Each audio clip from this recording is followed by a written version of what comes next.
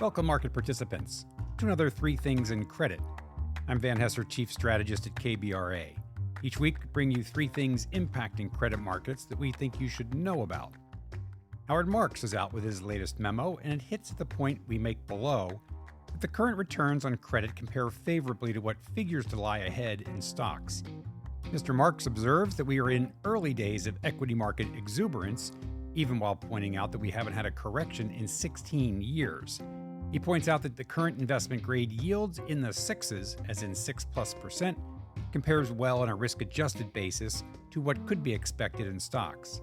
To that point, we think of the research piece David Kostin and crew at Goldman Sachs published last October, forecasting annualized nominal returns of the S&P 500 over the next 10 years to be, you ready for this?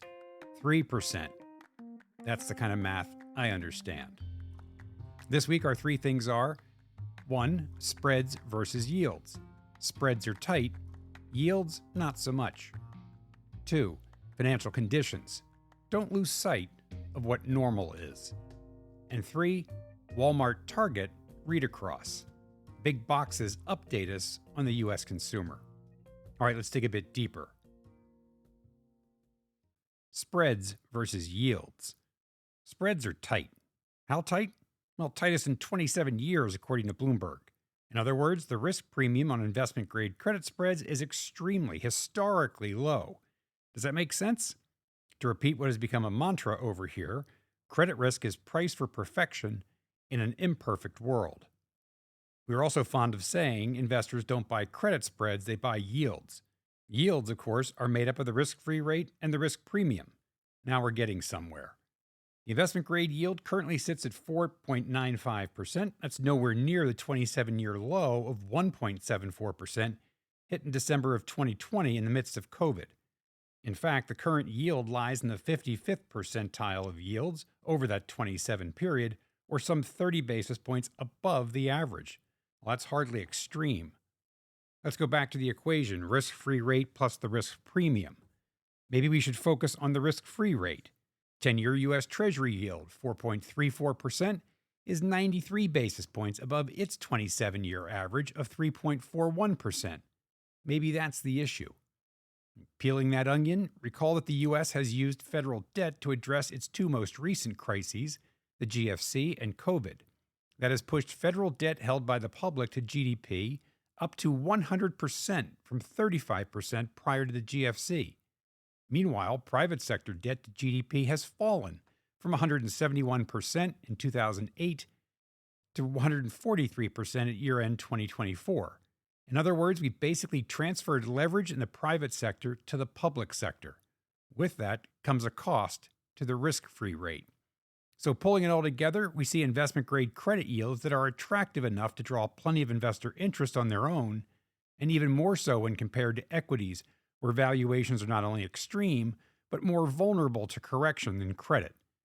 That is, as long as bond vigilantes continue to accept the U.S. debt and deficit story. All right, on to our second thing, financial conditions. Now, financial conditions are variably defined as conditions across financial markets that can affect the dynamics of the economy, that's the San Francisco Fed's version, how easily money and credit flow through the economy, so says the IMF, and the availability and cost of financing for real economic activity, that from the BIS. There are a variety of indices, Bloomberg, New York and Chicago Feds, and Goldman Sachs to name a few, that track how favorable financial conditions are. Not surprisingly, those indices suggest that financial conditions are quite favorable today, having improved steadily from the inflation scare of 2022. Spreads are super tight, money markets are humming right along, and equity multiples, broadly speaking, are buoyant to say the least. Another index, the St. Louis Fed Financial Stress Index, measures market stress as opposed to ease or tightness of financing, and that is also quite benign. Yet one market observer we saw this week wondered, if financial conditions are so favorable, why is the housing market so weak, and why is the Fed's senior loan officer survey tightening?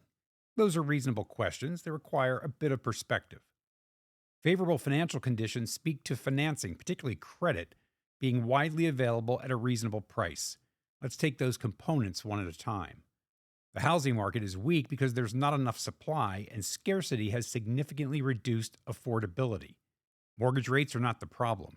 In the 20 years prior to the GFC, removing the post-GFC QE years, the average mortgage rate was 7.3%.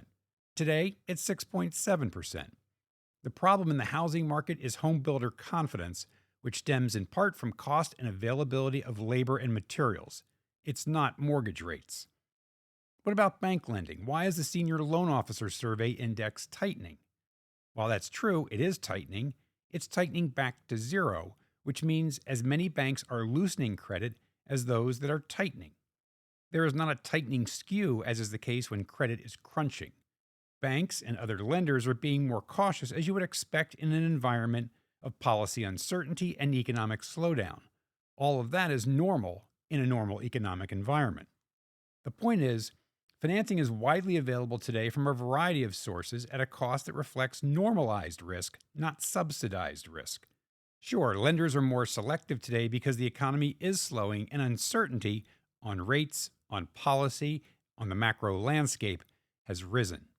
Overall, however, financial conditions, as reflected in the various indices and in the real economy, are favorable. Not perfect, favorable. All right, on to our third thing. Walmart Target read across. So we always look to earnings color from the two big box retailers for insight into the health of the U.S. consumer. While this week's quarterly update is noteworthy mostly as a result of management change at beleaguered Target, we still got useful context from both on the most economically vulnerable cohort of U.S. consumers, namely those in the middle to lower income earning households. At Target, management referred to the macro environment as challenging, as they look to navigate inflation and heightened uncertainty around tariffs. Accordingly, finding value is, quote, very top of mind for consumers right now.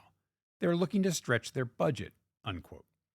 Management added that the consumer has to be more choiceful, which leads to a pullback in some of the discretionary categories and their discretionary spending in total. From our perspective, that adds up to softening consumer spending. Similar themes were expressed by Walmart, although, like Target, management set a tone of dampening any drama around changing consumer behavior. Walmart said, as it relates to what we're experiencing with customers here in the U.S., their behavior's been generally consistent. We aren't seeing dramatic shifts. The way things have played out so far, the impact of tariffs has been gradual enough that any behavioral adjustments by the customer have been somewhat muted. Management added, not surprisingly, we see more adjustments in the middle to lower income households than we do with higher income households. In discretionary categories where item prices have gone up, we see a corresponding moderation in units at the item level as customers switch to other items or, in some cases, categories. So a common thread running through the big box retailers of customers being more choiceful, to use the sector's word of the year, with plenty evidence of trading down as a strategy. It points to spending slowdown, but nowhere near a shock. Walmart did add that the impact of tariffs is building, consistent with our view that it will be the fourth quarter of 2025 into Q1 2026 when we get a more complete look at what the full impact of tariffs will be. In management's words, as we replenish inventory at post-tariff price levels, we've continued to see our costs increase each week, which we expect will continue into the third and fourth quarters. Still, not to overdo the concern, management pointed to a reasonably healthy back-to-school season, which typically bodes well for the holiday season. We're expecting to have a good holiday season at Walmart, according to management.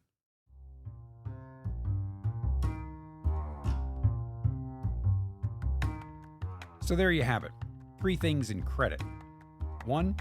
Spreads versus yields. Investors buy yields, not spreads. 2. Financial conditions. Financing markets are wide open, just not at subsidized prices. And 3. Walmart Target read across. More choiceful consumers dampen consumer spending growth expectations. As always, thanks for joining. Don't forget to check in on KBRA.com for our ratings reports and our latest research. We'll see you next week.